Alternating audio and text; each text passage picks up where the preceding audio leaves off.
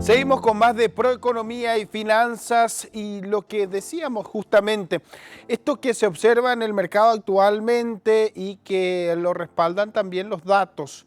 En el mes de marzo, en el acumulado, se habla ya de una inflación que llegó a los 2 dígitos. Para hablar sobre este tema ya estamos en línea con Patricia Goto, economista de CPA Ferrer. ¿Cómo estás, Patricia? Hola, buenos días, Edgar. Un gusto saludarte a vos y a toda tu audiencia. Desde ya nosotros atentos, un gusto siempre conversar contigo, en atención también a el análisis de esta situación que se tiene y por sobre todo para que la ciudadanía en general también pueda interpretar esto que se da en el mercado y nosotros también conocer más acerca de lo que se espera en atención a este escenario en donde se habla de una marcada inflación por sobre todo. Sí, efectivamente es un escenario inédito para Paraguay. Nosotros no veníamos con estos procesos inflacionarios desde hace muchos años. De hecho, que es la primera vez que tenemos una inflación interanual a 2 dígitos desde el año 2011, que fue el año de la implementación del esquema de metas de inflación, que es básicamente el mecanismo que utiliza hoy el Banco Central para el control de la inflación. ¿Sí? Ahora, hay que entender un poco cuáles son las raíces que están explicando este proceso inflacionario. Y también es importante recordar de que este es un proceso que están viviendo la mayoría de las economías del mundo, ¿no? La inflación se presenta como una de las secuelas que ha dejado la pandemia. Todos esos desajustes que habíamos tenido entre la oferta y la demanda durante la crisis sanitaria derivaron hoy en un proceso inflacionario bastante sostenido que bueno, estamos resintiendo en la mayoría de los países, ¿sí? Un hecho puntual que también ha acrecentado esta situación es el conflicto bélico entre Rusia y Ucrania, que ha generado mucha volatilidad en los mercados financieros y con ello, bueno, se ha trasladado eso a los precios locales de la mayoría de los países. En el caso de Paraguay, esta situación es importante considerando de que nosotros somos tomadores de precios por el lado de los combustibles puntualmente. Entonces la afectación es mucho más directa e inmediata en el caso local. Y también por los alimentos que, bueno, también recogen un poco lo que sucede con los precios internacionales de commodities y que también se han trasladado de forma local y en general han sido los determinantes de esta fuerte suba inflacionaria, ¿sí?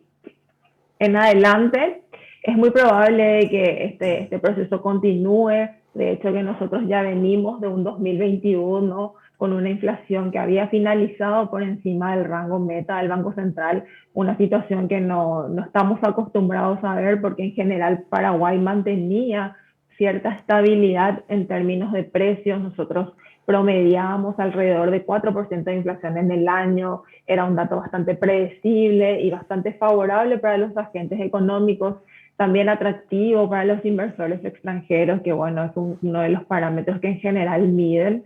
Sin embargo, bueno, este es un año atípico en términos de precios y bueno, va a requerir también de que los agentes económicos empecemos a buscar mecanismos de resguardo ante este tipo de situaciones que claramente responden a shocks exógenos, pero sobre los cuales también debemos estar preparados, ¿sí?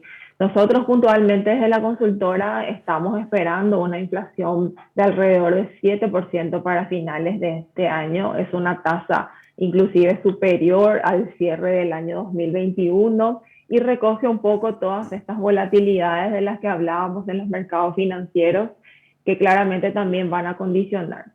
Una de las cuestiones que nos preocupa y que también puede acrecentar un poco este fenómeno inflacionario son las subas salariales que se están esperando, tanto para el sector público como para el sector privado. Va a ser algo que también va a contribuir a que este fenómeno sea un poco más persistente, ¿no? Como sabemos en Paraguay, los salarios mínimos se revisan una vez al año y tienen como parámetro de ajuste la inflación acumulada del periodo, ¿sí? Entonces, haciendo algunos cálculos, entendemos de que ese ajuste estaría alrededor del 9%, que es una tasa bastante elevada para lo que Paraguay venía acostumbrado a ajustar el salario mínimo legal, ¿sí?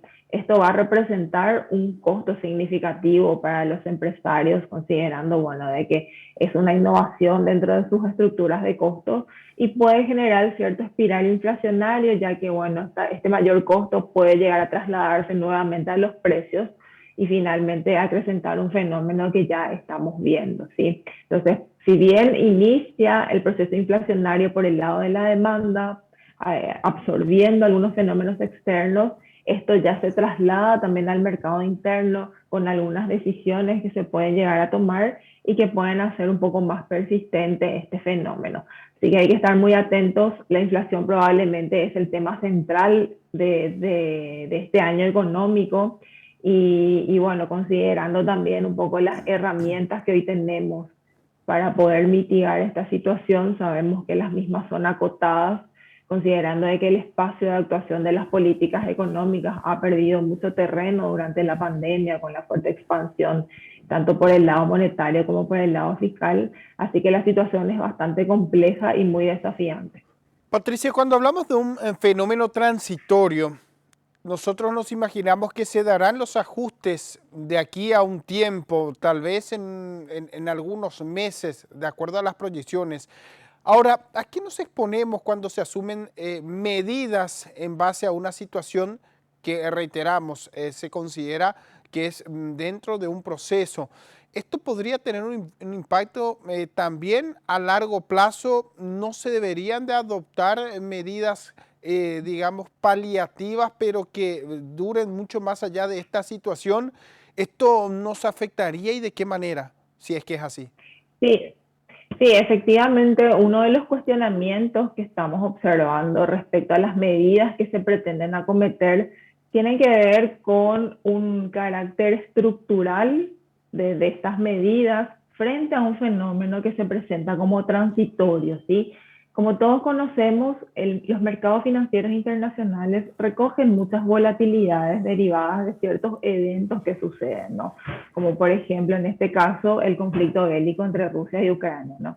En general este tipo de fenómenos tiene un impacto directo sobre los precios internacionales, pero en general también estos son transitorios, ¿sí?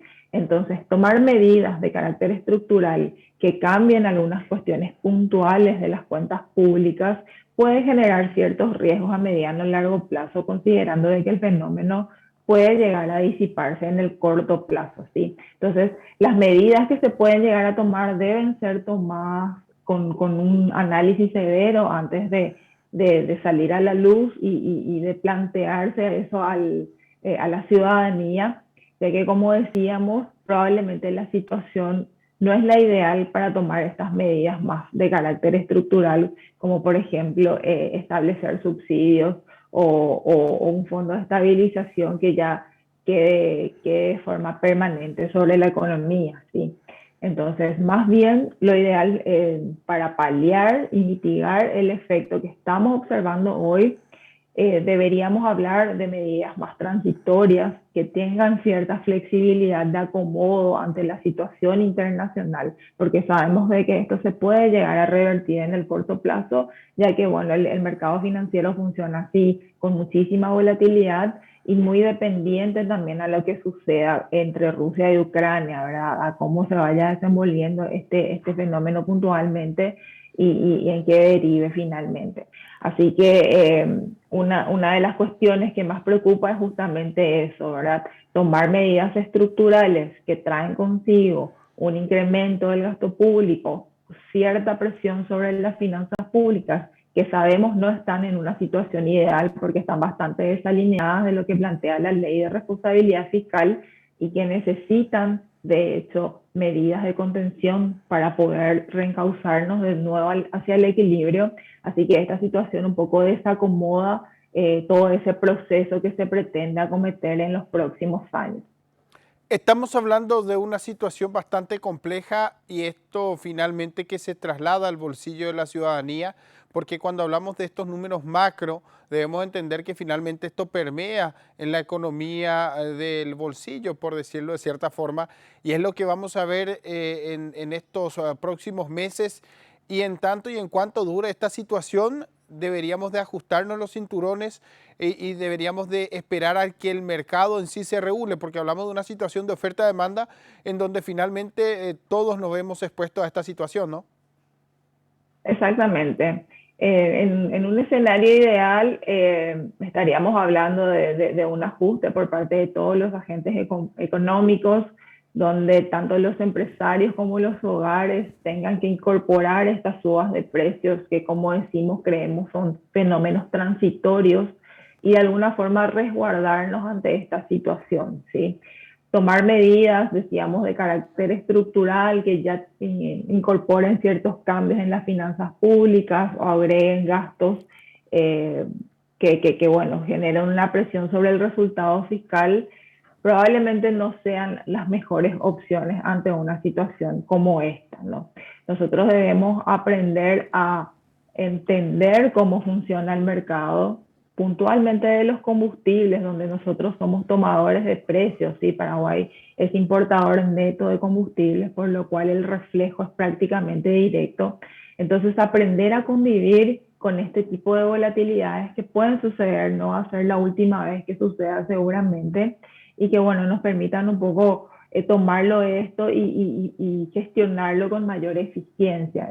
Básicamente eso es lo que se busca, pero para ello también es necesaria una buena comunicación por parte del gobierno, hace falta cierta transparencia en la estructura de costos de los emblemas que venden el combustible. Creemos de que con ese tipo de consenso se pueden llegar a soluciones un poco más eficientes ante esta situación y sin generar tanto ruido político o tantas presiones sobre un fisco que, bueno, sabemos está con un acotado espacio de actuación y que también hay un cierto riesgo de erosión de la credibilidad fiscal, toda esa institucionalidad que se había formado en los últimos años y que Paraguay había tomado de forma positiva, destacándose en la región y en el mundo.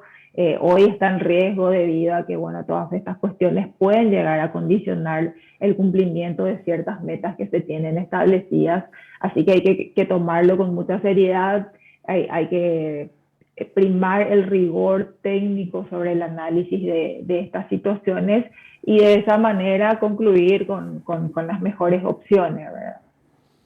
Hablar de algo técnico, y me parece muy importante aprovechar esto para hacerle la consulta sobre las herramientas con las que hoy día se cuentan, y principalmente cuando hablamos de la tasa de política monetaria, hablamos de la brecha que se ha acotado. Hoy día se habla de la tasa de referencia de la inflación, pero esta sin duda hoy está por debajo de la inflación. ¿Cómo podríamos interpretar esto? Bueno, sí, el proceso monetario que se había visto en la pandemia era una reducción significativa de la tasa de política monetaria, que es una tasa de referencia para el mercado, ¿sí? Esto se había hecho con el objetivo de motivar la concesión de créditos por parte de las instituciones financieras en un momento de crisis muy severa. La crisis sanitaria había afectado a muchos sectores económicos que necesitaban financiamiento y un financiamiento barato, ¿no?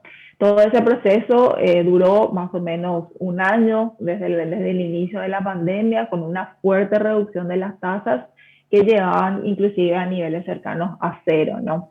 Cuando los precios empiezan a repuntar, que ya es un reflejo del exceso de liquidez del sistema, el Banco Central ya adopta una posición de normalización monetaria donde empieza a subir gradualmente esta tasa de política monetaria, ¿sí? El aumento ha sido consecutivo y ha sido sustancial, es decir, hemos visto un aumento significativo y hoy la tasa ya se ubica a niveles de 6,25%, que es una tasa inclusive superior a lo que veíamos en los años prepandemia, ¿no? Igualmente, para que la política monetaria a través de la tasa de política monetaria tenga un efecto contractivo sobre la liquidez del sistema, que es lo que se busca finalmente para mitigar la inflación, deberíamos hablar de una tasa en términos reales por encima de una tasa neutral, que es un estudio que se realiza en los países, bueno, y que se determina cierta tasa neutral de acuerdo a las características que tiene la economía. En Paraguay los estudios nos hablan de una tasa de política monetaria neutral del 2% en términos reales, ¿sí? Y si observamos nuestra tasa actual en términos reales, todavía estamos por debajo de ese 2%. Es decir, todavía hay cierto margen de ajuste para que esa política monetaria finalmente se vuelva contractiva y empieza realmente a tener efectos sobre la liquidez del sistema y consecuentemente sobre los niveles de inflación. Así que es muy probable de que el Banco Central continúe subiendo las tasas. El ritmo de subas o la magnitud de las subas todavía está en duda. No tenemos una visión muy clara de lo que pretende hacer el Banco Central en los próximos meses, pero de acuerdo a nuestro análisis, entendemos de que este proceso de subas va a subir, va a seguir asistiendo. Así que bueno, eso también nos da la pauta de que las tasas de mercado se van a acomodar también a esta nueva referencia de la tasa de política monetaria y también estemos asistiendo a un ciclo de tasas más elevadas en el mercado financiero. Patricia, nuevamente muchísimas gracias por esta entrevista, gracias por tu tiempo y más adelante vamos a hablar acerca de otros temas también que hacen a nuestra economía y es por eso que valoramos siempre este tipo de análisis. Muchísimas gracias. No, por favor, Edgar, muchísimas gracias a ustedes por la invitación y bueno, seguiremos conversando acerca de estos temas tan importantes. Hasta la próxima, muchas gracias.